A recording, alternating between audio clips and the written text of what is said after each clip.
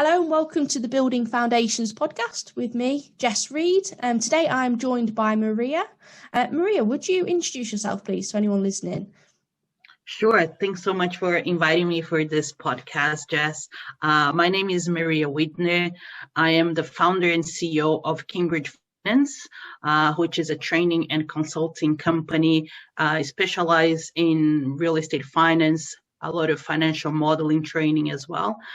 I also founded and I am the CEO of Real Estate Women, which is a network which deals with diversity in our industry. And we have looked at the issues of gender diversity, but also more and more we are looking at race, socioeconomics, and also climate risk, which is the risks and that we need to address in our industry. So yeah, this has been me so far. Absolutely, thank you for that. I think that people listening will be able to probably learn a lot and understand a lot about what you're doing and perhaps how they can get involved as well to making a change. So thank you very much. Place I always like to start off is really how you got into the real estate industry in the first place. So could you just talk me through how that came about and why and those bits and pieces? Sure. Yeah. So my background is really in finance. So I did business administration as an undergrad back in Brazil, where I'm from. Though my parents are from Japan, so that's why I look not very Brazil, what people stereotype as Brazilian person, as a Brazilian person. So I did a bachelor's degree in business administration with more focus in finance. I also did some environmental economics in Austria, and when I started my career, I was at the Financial Times doing mainly indices, the FTSE 100, FTSE 250, and I started then looking at fixed income indices as well, the bonds and gilts index. And that was considered kind of like an alternative asset in the FTSE series of indices, and there was the launch of the UK Commercial Property Index by FTSE, and then what happened is that they thought, Maria can do the fixed income one. Property is just like bonds, isn't it? Like you received the rent. It's just like a coupon, and then at the end there's a residual value.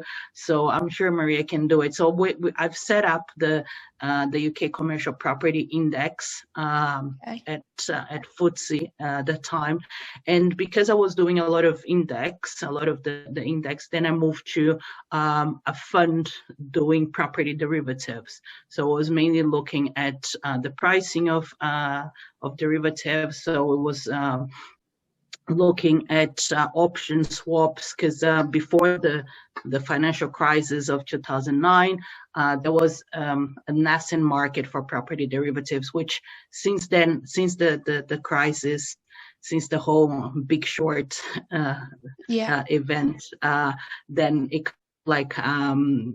kind of like thinned out a bit the market, and that's how I started in property, really from the financial side of it, and dealing really with a synthetic way. So I would say that my way into property has been like a synthetic way to invest in property, which is through the derivatives. But that's how I started, and it's been here since 2007. I think it was when I made the move to the property fund. Yeah, fantastic. Thank you for sharing that. So moving over to the UK then, was that something that you thought, that's where I want to be, or was it family related? How did that move happen? Yeah, so interesting question. How I ended up in the UK. Thanks, Jess. So that's it's a very long way around it because as I mentioned, I'm from Brazil, Hmm. but my parents are migrants from Japan. Yeah. Um, then when I was 16, I went to live in Finland. So I did kind of like my A levels in Finland. And I went back to Brazil, and then I started my degree in business administration, but I also studied in France. Uh, and I studied also in Texas in the US. Brilliant. Uh, and then in Texas, I met my husband, who Yeah. is Austrian, and then we were studying in Texas. And then after I finished my degree, then I went to live in Vienna because I got this scholarship to study environmental economics in Vienna. And then I went. I lived in Vienna for 2 years, mainly because I was there because my husband was still like he still needed to finish his degree. So I said, okay, well, I'll go to Austria, and then I stayed there for 2 years. And I learned German, so I speak German. German is the language we speak at home. And then, but actually, I didn't like living in Austria. Okay. It was really hard. And my husband, he had, although he's Austrian, he lived in the UK with his family for 5 years before. Uh, and then we decided to move to the UK. That was the time before Brexit, so we were Yeah. free to move around. So I am really a byproduct of the European Union as such. Yeah. That we were able to move from Austria to the UK. So I moved here in 2004, I think. Yeah, Yeah. 2004. And we've been here since then. So yeah, that's how we got here. So we first lived in London, then we moved to Cambridge because I went there to do a master's Yeah. in finance, and now we live in the Midlands. We live near Birmingham and Warwick. Okay. Yeah. Fantastic. So you've experienced lots of different cultures and areas of the world, which is fantastic. It's very, very interesting because it's what really defines me is the whole diversity piece. Because Yeah. if it weren't for me to have lived probably in so many countries and at such a young age as well, moving to Finland, or experience what is the life of being a second generation of migrants in Brazil. So if it weren't for this, I think it would have been I wouldn't be as open to different cultures. And speaking the language as well is really like open doors Yeah. to how people think, which is very different.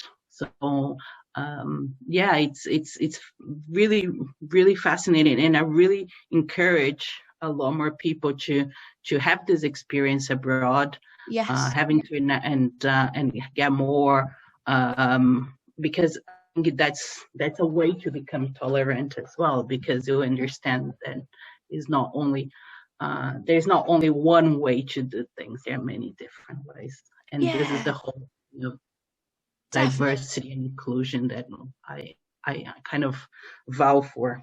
Yeah, absolutely. And I think kind of from what I see as well, there is lots more people wanting to move around the world and experience different things, isn't there? And then yeah, find where's right with them. Just because, perhaps just because you were born in the UK doesn't mean that's where it's going to feel like home. You've got to try new things, haven't you?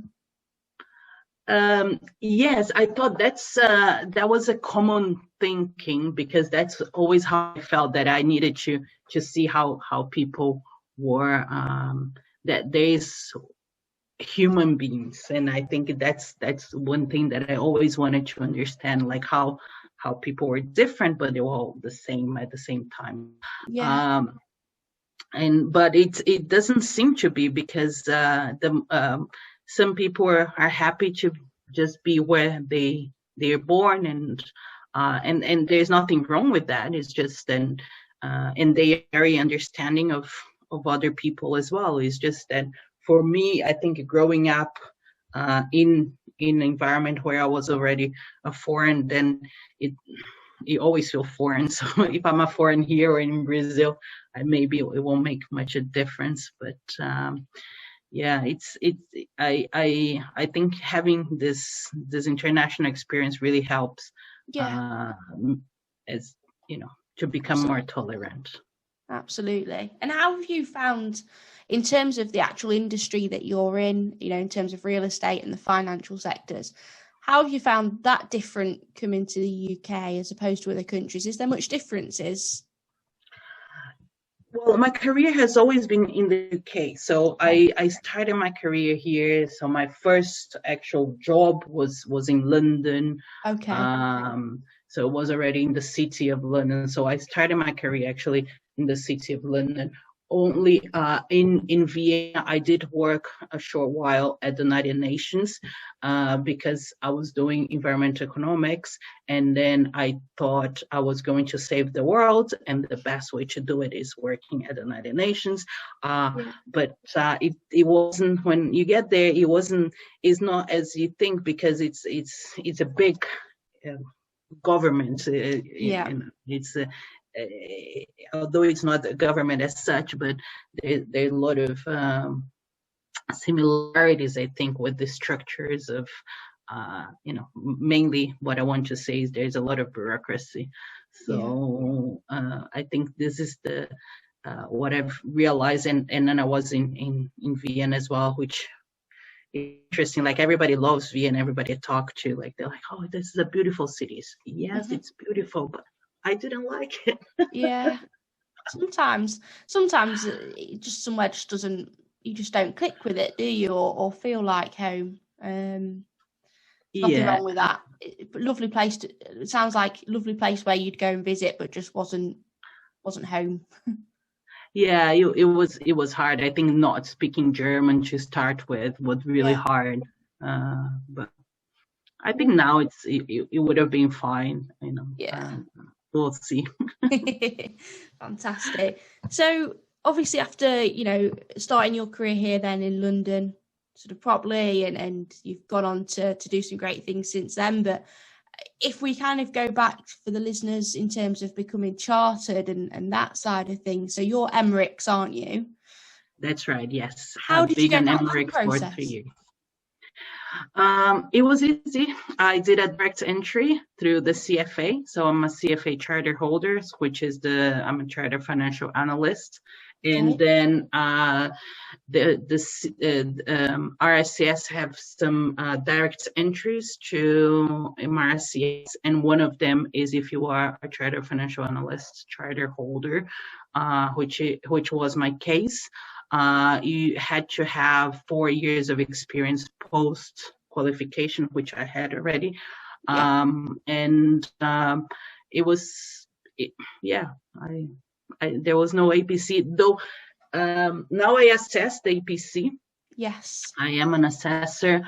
I'm glad I didn't do it, but it's because I think the process is it's, you have to study, you have to revise, you need to be in a good, as with any oral exam, you need to be in a very good state of mind. Are you a charter surveyor as well, Jess? No, unfortunately not. I'm a recruiter. But you should try. Yeah. Well, I think maybe there is entry there for you. Yeah, I recruit only within like the property and surveying market, but I've talked to other guests about this as well, because when I was at school and even when I was thinking about going to university, and I did go to university, but it wasn't within property or anything like that, but I didn't really know about all these different pathways into surveying and property and construction. I think probably at the time, very naive, I only really knew about, bricklayers, carpenters, those sorts of roles. And had I known about, all these different pathways that I speak to, people like yourself have all gone through all these different pathways. Had I known about that, probably my career would have been quite different so far. But I think the property market, you think instead of recruiting, it would be a surveyor doing bricklayer, doing brickwork. Yeah, I do love recruiting. So it's the second best thing, recruiting in the sector. But yeah, I think it probably would be a route I would have gone down and done my degree in. Instead, I did it in sports science, which isn't related at all to what I'm doing now. But oh wow, that's amazing. You learn something from everything, though, don't you? I think I learned a lot from my degree, even if I'm not directly using my degree right now. Yeah. So, like motivation, or what do you think? Yeah, motivation, organisation, just being able to communicate, writing. It was because it was science related. A lot of it was methodical. So, looking at it from obviously a complete science aspect, so that's quite good in terms of health and things. But then just those skills like communication, teamwork, being able to write. I know it's not great writing your dissertation and your essays and things, but they actually teach you quite a lot. So yeah, I don't regret going to university, but I just think that more people should know about property and surveying and construction before they get to that point where they're too far down the line. Do you think? Absolutely. And I think this is one of the challenges that we have as an industry is recruit, and it really hits home because this is the whole problem of diversity, that people don't know about property, about real estate. Like I don't, because I always say like I'm a surveyor, but I don't even know what a party wall is. I don't even know like where to look for it, because apparently it's a big thing if you're a party wall surveyor. I won't, in my house I won't know. So this is a insider joke here with the surveyors. Like I'm a surveyor, I don't know what a party wall is, but this is we need to reach more diverse people, because the only people that come to the industry are those that have already families of so they know somebody, and they tend to be kind of the same people that we see out there. So there is a big push, and I think there should be a lot more to reach out to younger people. They're making choices for their career to come and have a look, because if you're a surveyor, there are a lot of things you can do. You can be, you can be a spreadsheet person like me, or it can be somebody really doing the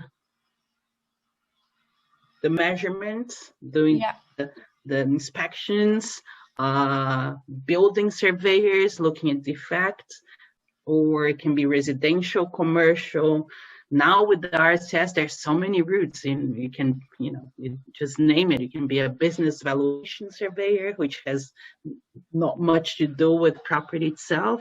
Yeah. So it is it is a big ask, but we'll see. Maybe improves over the next years. Yeah, definitely. I'm with you. I think more needs to be done. Definitely more needs to be done. That's kind of one of the reasons as well I started doing this podcast, is just in the hope that maybe some people at A-level or college or whatever will see this or hear this, and it might spark a bit of interest. Even if it just brings a couple of people in, then it's a good job, isn't it? Because that in turn will have snowball effect, which is good. Yeah. So you're recruiting mainly people from the APC, the graduate schemes, or no? Usually more like chartered surveyor level or intermediate level. But I do speak to a lot of graduate level who ask for advice and market insights and things, which I do just because I like to help wherever I can. So that's, kind of one of the reasons that sparked this. And I thought equally, somebody that's chartered could learn from somebody like you or any of the other guests I've had on as well. So it's just to get people talking a little bit more. I know there's a couple of other podcasts like it as well, and I think they're doing great things. So it's always good. So so if we go back to then, so becoming chartered for you, it's quite nice actually to hear of somebody going via a different route, because everyone I've had on so far is APC route. So yours is direct entry, which, as you said, was a bit easier, but obviously you've had to do the work beforehand to get there, to get that experience. So that's good. How do you think becoming chartered kind of changed things for you once you became chartered? Sort of what pathway did your career take from that point? With becoming a chartered, it's a very empirical question, because I don't know if my career would have been where I am now without the charter, or what, because I can't separate. There's just one route that I've taken that is just like one life. So I can't assess it separate from what is the impact of the charter in my career. But one thing that has really helped me was access the network that is the RSCS. So I have amazing friends that I've met through the RSCS. Kate is one of them. If it weren't for the RSCS network, I wouldn't have met, Kate Taylor.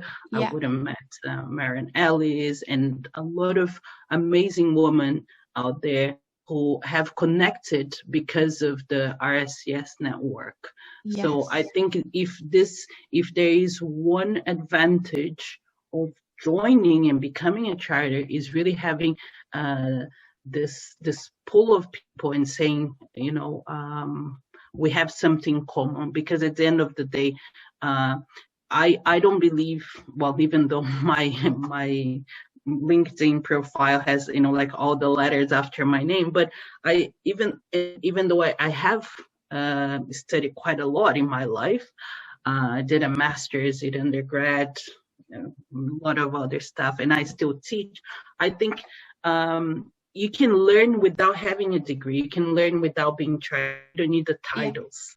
You don't need to be a surveyor to be a surveyor. I think there are different routes. Like I am a surveyor, but it's very different from other surveyors. So what does it really mean to be chartered or not chartered? Does it add anything? So I don't believe in titles as such. Yeah. But what I believe is that the RSS have really given me an opportunity to meet amazing people. And I owe this to RSCS. Whereas for, if the credibility helps, I'm sure it does. I think, we are at the end of the day a commodity. It's especially you recruiting, you're going to see, you see like, people are kind of the same, but then what stands out is like, are they chartered or not? Do they have degree from this place or the other place? So all this might help you open doors, but for you to grow in your career, then it's up to you. Then I think you need a lot of, you need to push for other areas. Some people, just being a charter in itself, I think doesn't, it will help you in the beginning of your career, but then as you progress, then it's a lot more about how you can make connections, how you can, progress. Like how I think the property industry is really this connection industries. Like you need to know a lot of people, not because it's very opaque, I would say. Still, like it does need a lot more transparency, but like deals are made because one or other people.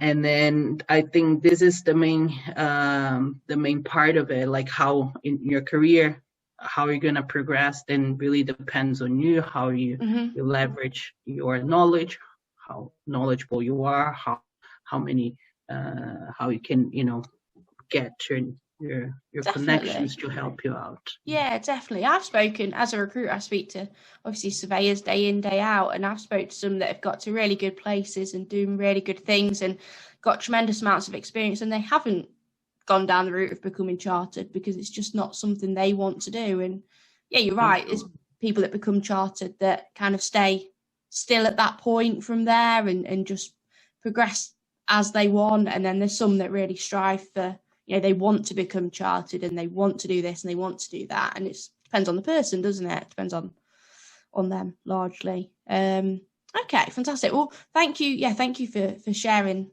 that bit of things.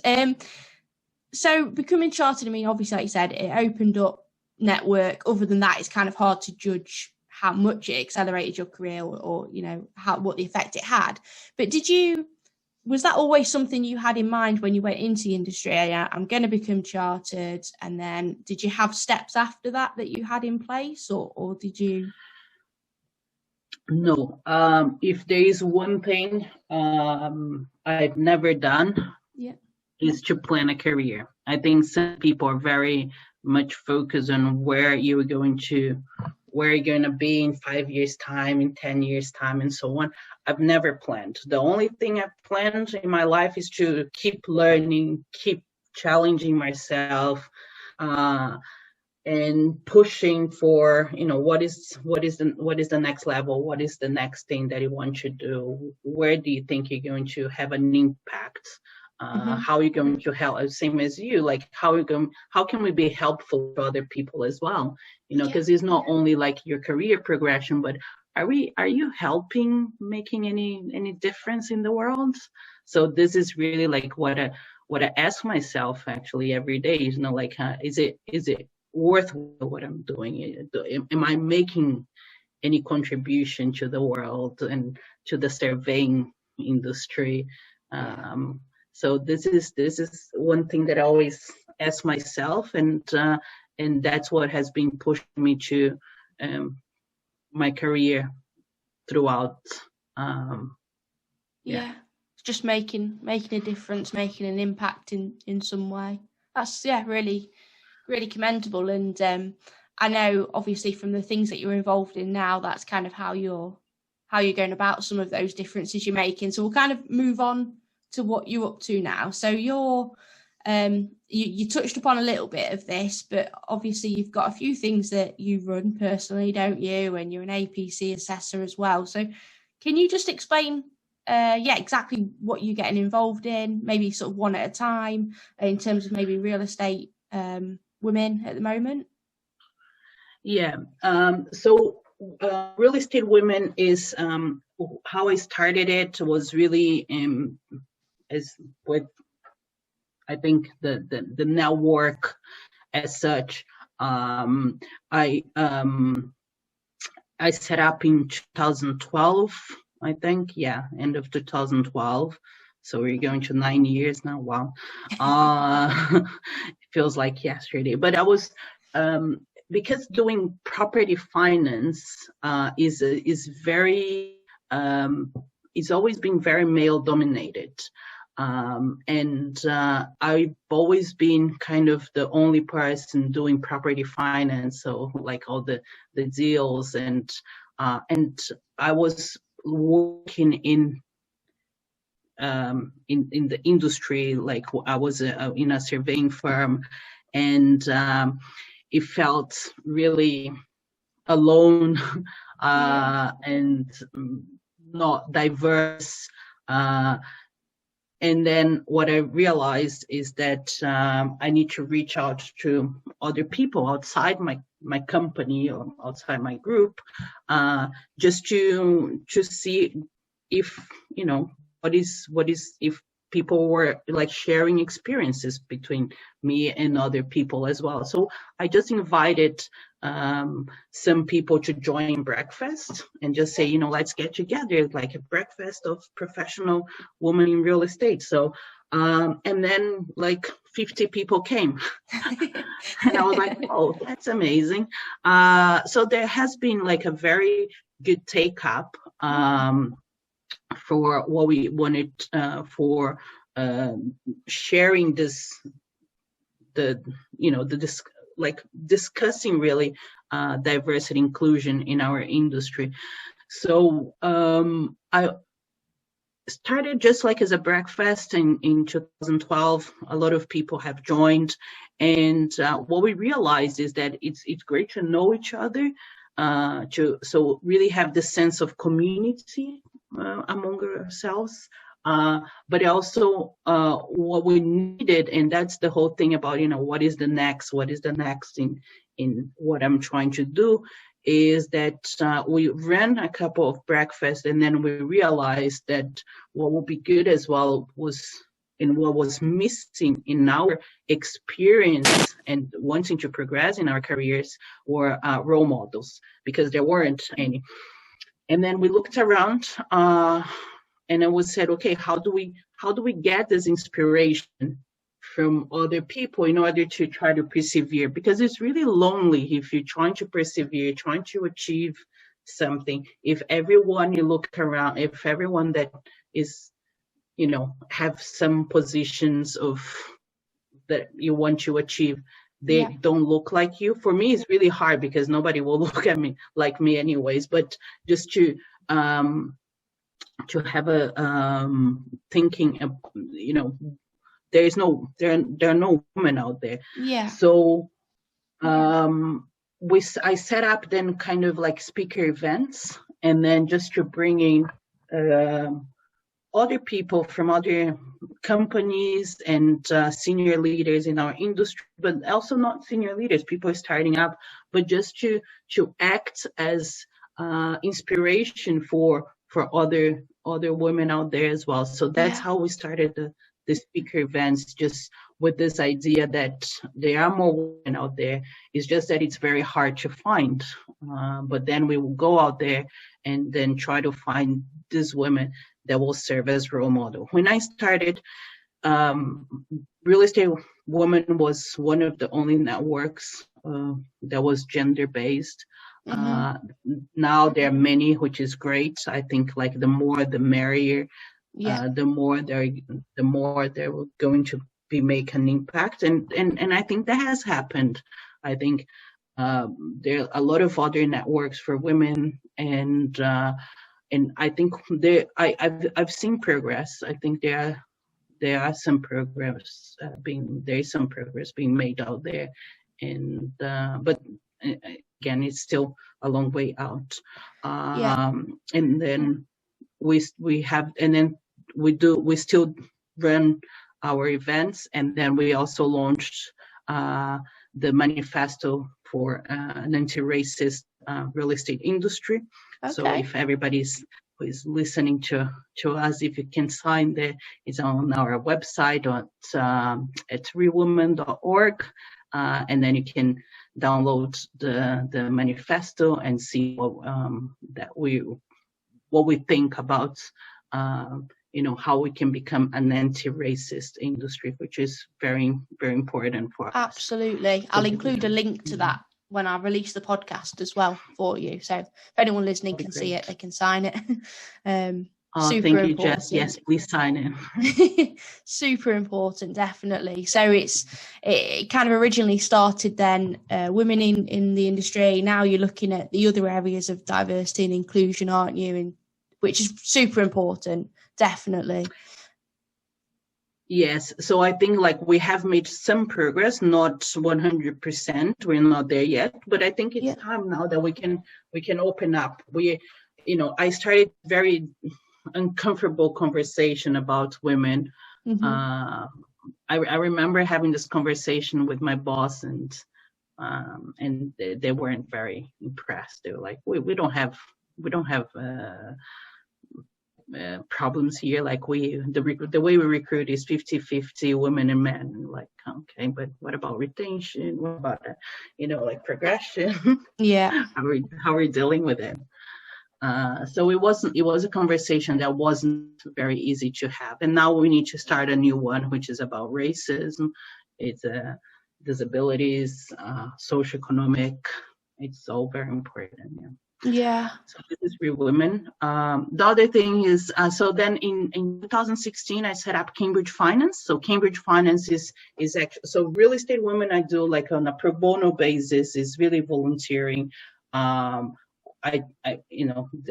Everything is done, like it's me and Anuk, and we have a committee as well, and it's mainly like to address this issue, and we have no economic support there. Yeah. But then Cambridge Finance is really like my main business. So this is the full-time job.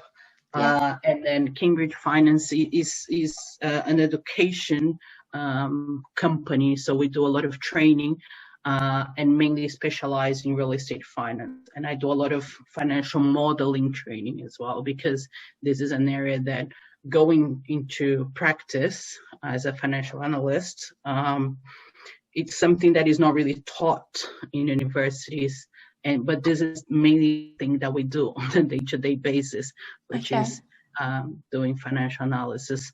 So I do this, I do the training on real estate financial modeling for investments, for development, debt, risk, and now we're looking at, and now the new course is on climate risk as well. So how do you do the climate risk modeling, which has been it's hard, but I've created a model there that I'll be happy to share in the course. And I set up in 2016. The idea of Cambridge Finance was really because like I was coming from equity analyst. I was working for a brokerage firm, and then it was interesting, this job, because you kind of like have to talk to people like investing in the market of REITs, really, and then what I realized is that there were two types of people, like one of like property people that didn't understand finance, and the finance people that didn't understand property. So it was like, there's always like this kind of silos in our industry. And I was like, okay, I know finance, I know property. So I think there is a niche here to start training and trying to bridge this gap of finance and property, which is what I've been doing. And I chose to do a lot of financial modeling training because in my view, that's how you really understand like the mechanics of finance. If you know like what are the numbers telling you, it is it's a more systematic way to do the investment analysis. So this is really like my approach to teaching. But then since I've been training for the RSCS, so I do more high level for it's not as in depth as the Cambridge Finance courses, but I've been looking at it's more high level, I think, for the RSCS, but I've been doing that. So I teach that, and I also do this RSCS certificate in property finance and investment for the RSCS, which is a distance learning course, it's been great. So this has been me, and the greatest thing is, I think, is like like we really like meeting people. So training is great because I'm always getting to know new people, and teaching is amazing. It's a very rewarding experience. Definitely. Yeah, and I've also started teaching for the IE university in Madrid. We were supposed to start now in April Yeah. with face to face, but now we have postponed. But I'm really looking forward to it. And this program is amazing. Like they really the faculty doing this program is mainly experienced senior people from the industry that Okay. we get a lot of support from academics as well, but then we go there to teach like the how to be practical, but also with this academic background. So it's great as well because with Cambridge Finance, has I've always wanted to bridge this academic world, because I think what we're missing in our industry is people that you can juggle different things. The property market is always changing, so Yeah. we need to join up. Like, what is the construction industry doing? What is the financial markets are doing? The real estate transactions, what the tenants want. Everything needs to come together. So also another area that for me is very important is bridging like this academic gap with the kind of professionals, because Definitely. are you going to do you understand an academic paper? It's pretty tough, isn't it? Yeah. So having this framework that we can translate what is in academia into how can it be used in practice is also one of the main objectives of Cambridge Finance. Brilliant. And yeah. So it sounds like you've got a lot going on. You're juggling lots of different plates, aren't you? Spinning lots of plates. Yes, and I also have like I have 2 kids, 2 daughters. One is 3 years old, so it's a lot. That is a lot. Yeah, definitely. I've got a 4 and a 9-year-old, so I know that feeling.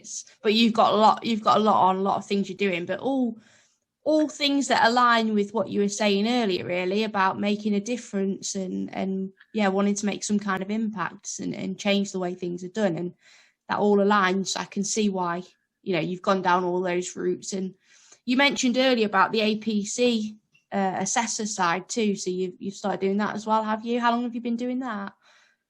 So I've been doing that. So as soon as I qualified, qualified as in I got the MRCS.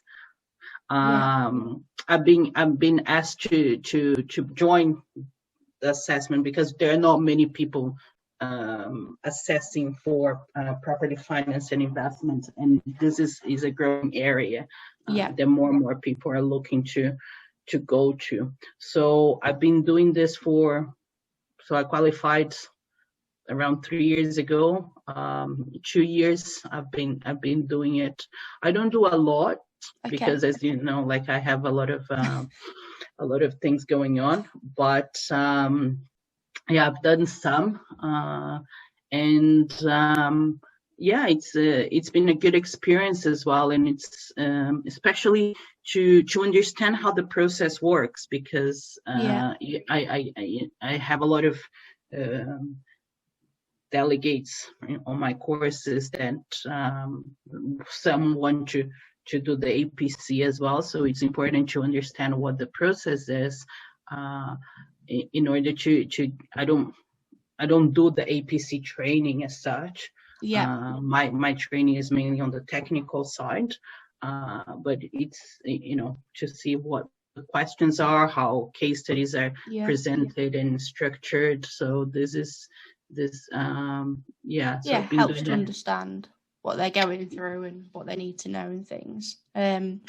Definitely. So we mentioned there that you've got a lot going on, which obviously you definitely do, family life and also work and all the things you're doing. What advice would you give somebody listening who is also juggling lots of things? Maybe it is family life and running a business, or family life and looking to become chartered. Would you give any particular advice on how you manage to actually juggle everything and make time for everything? Yeah, don't do like me, like, because I work, I do night shifts as well. So I have like so I started like from 10 p.m. to 2 a.m. I work some days. Okay. Yeah, so don't do that. And then you have to wake up at 6 o'clock anyways, because if you have the 2, 3 years old, they're gonna wake up anyway. So you can't, you don't, it's not that you can have a lie in. But I think the most important thing is to find your passion, to find what you want to do. Like you want to have an impact. What kind of impact do you want? Go for it. So, like search your soul and find some, because there are going to be hard days. Like for me it is overwhelming sometimes, being locked down, the whole homeschooling. The first lockdown, the nurseries were even closed. We have so much going on in our lives, but one thing that keeps me going is because I believe in what I'm doing. I believe it. I have conviction that what I'm doing is what I love doing. So try to find something that you really care about, that you really enjoy doing. And if, your motivation is to make a difference to the world, then is what you're doing really making it a difference? And the difference is what you want to see. So this is my advice, that you really find your passion, really like, I love teaching. I also love my spreadsheet. So it's great. I'm teaching spreadsheets. I love finance. I'm teaching finance. I don't hear many people say they love spreadsheets. I definitely know. It is weird, isn't it? I love the mathematics of it. And it's I feel thrilled when I go and teach, and like, this is a very complicated formula. And then they go like, oh, I understand it. And I'm like, oh, yes, I did my job. Because also we need to understand, like, if we have as like surveyors, because we go through crashes, like it's very cyclical. Property is a cyclical market. But if you have like the surveyors that understand the basics of the economics of finance, then is not going to, then we can have a better, more sustainable, I think, industry in terms of the economics of it. Like people understand is not, we don't go into bubbles anymore. We don't, the last financial crisis, what was the last financial crisis? People that didn't know what the property side was. No, they were just like, trading all those papers on houses in Iowa. How do you make a decision that what is the valuation of a house in Iowa? And you're buying the papers from it. So we need to have this understanding of the risk. And I think this is not very well informed, even for valuers. Like we need to inform valuers better about risks associated with investing in property. So this is really what I'm trying to achieve. So if there's something like, you want to change the world like this, then I would say go for it. It's this is what my advice would be. And then I think your career, it's good to plan, I think, but the problem with planning is that you're always going to need a plan B somewhere. Oh yeah, things come up, don't they? I think the last year has been proof of that as well, hasn't it? Things change and you can't predict it always. It's nice to have a bit of a pathway in mind, but you've got to be prepared to diversify where you need to. And if you're following your passion, you can't go too wrong. That's what I think. Yeah. And how did you get to? Sorry, it's my interview, not yours. But how did you get into recruitment of chartered surveyors? Well, actually, I was working after university in the leisure industry. So for gyms, it started off as like a personal trainer, then it moved to fitness manager, duty manager, those sorts of roles, and then I liked working with people, but I wasn't really feeling rewarded in like quite a lot of different ways. So I was just thinking about other different career options, and that's how I kind of came across recruitment, because you're working with people every single day. So I started to look up that, research that, and then my first role was with Hayes. So they're quite a big recruitment agency. And I was put on a property and surveying desk, which is kind of how I fell into that bit. Had no idea what a surveyor was at the time, because I told you earlier I only knew what a bricklayer was. But aren't they the same? I had to just basically absorb everything I could. So I just spent time talking to people, conversations like this. You can learn a lot from people about what they do, speaking to candidates, clients, researching, and I have stayed recruiting in the same sector ever since. Although now I run my own recruitment agency, which is just me at the moment. But yeah, I enjoy it, which these are the kind of conversations I love having. I love the recruitment part as well, but I just think, like, even as recruiters, I know we're not surveyors, we're not project managers, we're not construction professionals, but I think we can do a bit to help as well in some ways. Absolutely. So yeah, that was sorry to bore anyone listening. That was my story. No, it's great. It's very, very that's your career to surveying. Maybe there will be a pathway to surveying recruitment. There should be. There are so many pathways on the RCS. Yeah. There should be one for recruitment as well. Yeah, why not? That's a good idea. You should start, a campaign for recruitment for surveying. I think that would be a good idea. Yeah, definitely. That's it's a good idea. I'll have to have a think about it. But yeah, no, I love what I do. So thank you for asking. I guess the kind of, I really appreciate you going through your story and everything you've been through and everything you're trying to do as well. And I guess kind of one of the ways I wanted to kind of bring the conversation to a close a little bit, but was just to talk about the issues that you think there might be in the industries, and also, like, not just looking at the negative, but the opportunities I guess we've got to be better and do better. We've touched upon diversity and inclusion, and that is absolutely one of the main ones, I think, and I think you're on the same path there as well. I think one of the others I mentioned, and again, I think you agree, is bringing more people into the industry. But yeah, what would be your thoughts? What opportunities do you think we've got, and what real challenges do you think we've got in making it a better place and getting more people involved? Yeah, I think the diversity thing, I've even set up real estate women, and the travel direction of real estate women is really to be more diverse in the broader sense, not only gender and diverse. Mm-hmm. I think it would help if the way, the pathways to become a surveyor were a little bit, if you want to be an MRCS, the structure of it is very fixed. You need to have a degree.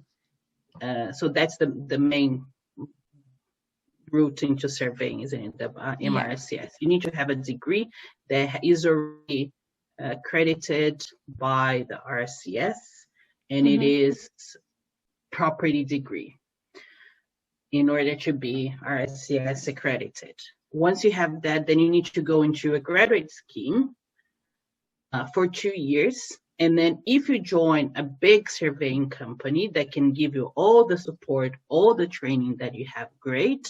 If not, then you have to, run around like headless chicken in order to fill the gaps, set up, put a case study together. What is the right language to use? What is the right structure to use? There is not really kind of like easy to understand this. What is the necessary structure for you to present your APC? I think it's and then after that you still have to sit an APC with 3 people.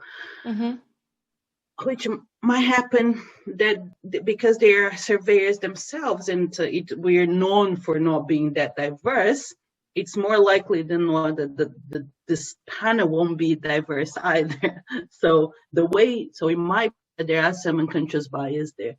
Not saying that there is, because you need to prove it with data, but is a population of surveyors there. It's not diverse, so it's more likely than not that you might not be diverse.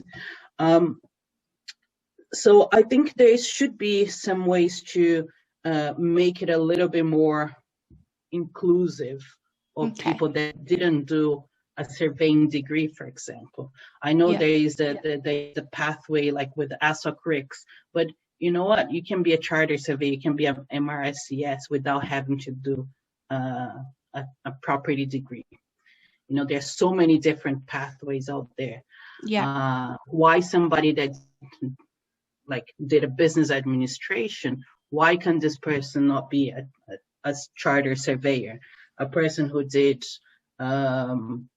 physics, did engineering, why they can't be a charter surveyor? So I think having a more broader pool to recruit from, instead of just being from those accredited courses, I think that will be a big help for the industry. And also, I think there should be to do the APC, it should be written exams, and that you take every year for 2 years. That will make it a lot more accessible to a lot more people, because then they can say, okay, I need to study this content. Because even if you have a case study, you go there and you face a panel, it's, who are going to be the panel? What kind of biases they have? Because it's oral, it's an oral exam as such. That's a good idea, isn't it? I think some people do better with written exams. Some people do better with oral exams as well. And I think that's a really good point that you made. Or maybe even having the option of which way. It's difficult because I understand as a surveyor you need to have very good, well, not very good, but there is a lot of people that say you need to have very good communication skills, verbal skills in order to progress your career. I understand that, but it's not the only skill you have. You should be able to communicate well, but I think maybe the verbal part should be just one piece of the whole assessment. So I think that would be this would help our industry to become more diverse. Charter surveyors, do they really need to come from a background of property degree? Do you need a degree to be a charter to start with? I don't think you do. No. I think, have you come across Sava before? Yes. So they are, obviously in the residential side, I mean, you probably know more than I do, but they obviously give that option, don't they, for people to come into the industry from other industries or even without degrees. So that's good. Yes, they go through the ASOC-RICS route. I think that there should be, there should be more courses like this. The only thing is that they, there should be a lot more courses like Sava that would, that could help people to become charter surveyors. So the ASOC-RICS is a new degree, new route into the surveying industry. So I think that might be a good, but even from ASOC-RICS, if you want to become a member, and if you want to become a fellow, then the road is still like the oral exam, the case studies, and so on. Yeah, definitely. So, do you think talking about the fellow side of things, do you think that's something that you are aspiring to get at some point, or what's your thoughts on ethics? I think people that have got it, they think it's a good idea. It's not on my plans at the moment. Okay. It might be at some point to become a freak. I'm already a freak. I don't need more freaks. I don't think it is in the next. But we'll see. It's just like it's a form that you need to fill out, and it's gonna take us some time. So yeah. I think it's a conversation I had on one of the other recordings, was that there's not actually that many people that are, fellows of the RICS, and that actually there could do with being some more people kind of going for it. But I think a lot of people just, once they've got MRICs, they kind of sometimes just stay there, don't they? Because is the added benefit of it. So what's the added benefit? Because there is the cost. You always have to think about the cost of putting the documentation together, and what's going to do with your will people pay me more because I'm FRICS, or it doesn't matter for them. No. But we don't know, right? It might be something that I would consider going forward. But Jess, are you there? Hello, sorry, I think my my connection froze. Did you say it was something that you might consider maybe in the future? Yeah, maybe in the future I might consider it. We'll see. Yeah. I mean, letters. I'm not a fan of film. Yeah, I mean, getting those, the change in the letters, it's not. It doesn't determine how good you are at your job all the time, does it? I mean, it's obviously there's some great people that have got it, but there's equally some great people that are MRICs and ASOTRICs and not chartered at all. So, it's just interesting to hear people's different people's thoughts on that particular subject. So, so kind of going back to it then. So some of the challenges then is and opportunities is really on that diversity and inclusion part, which you've come up with some good suggestions as well. Do you, in terms of, obviously you mentioned you've got that manifesto, haven't you, at the moment, which you are trying to get people signed. Any other plans for the future to, or anything continuing with real estate women, for example, that you're hoping to make a difference with? I think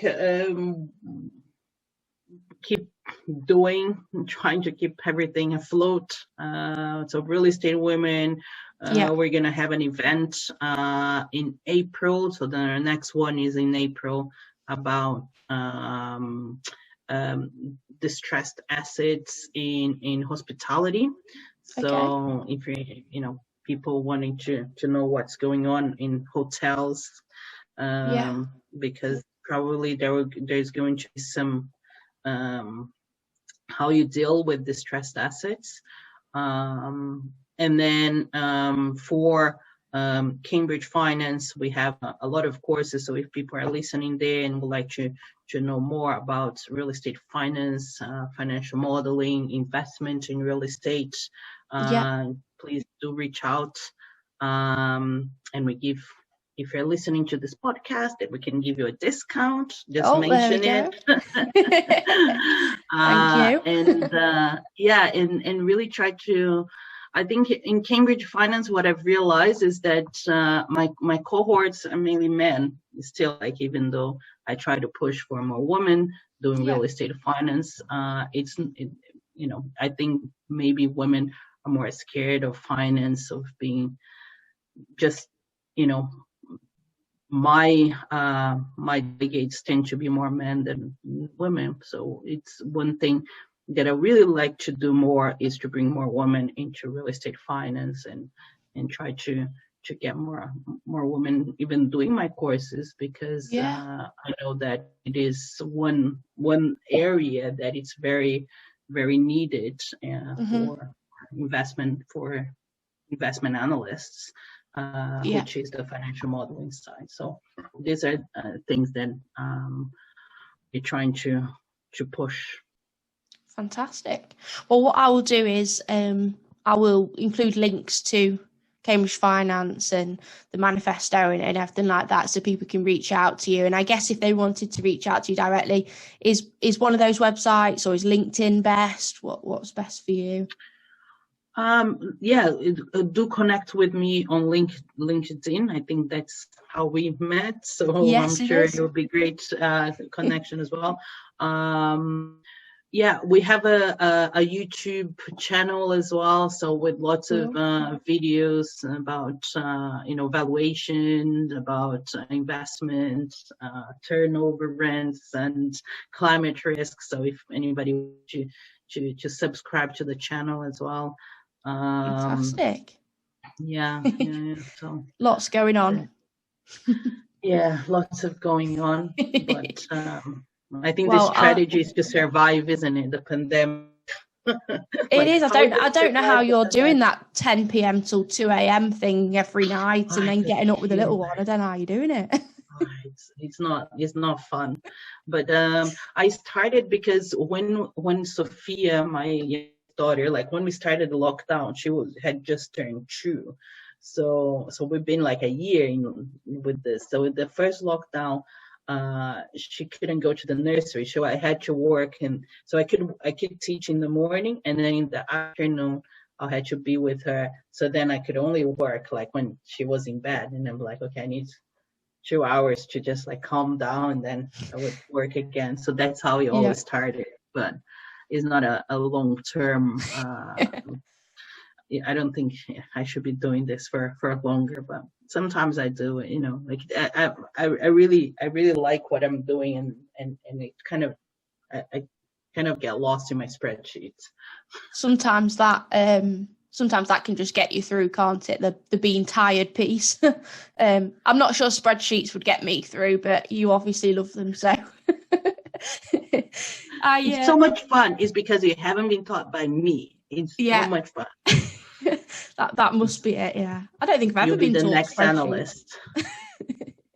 But thank you so much for obviously coming on here and speaking through your story. And I will, for anybody listening, I will leave all the links and you can reach out to Maria. So thank you very much, Maria. Thank you, Jess. Thanks for reaching out. It's been great talking to you and everybody else. You're most welcome.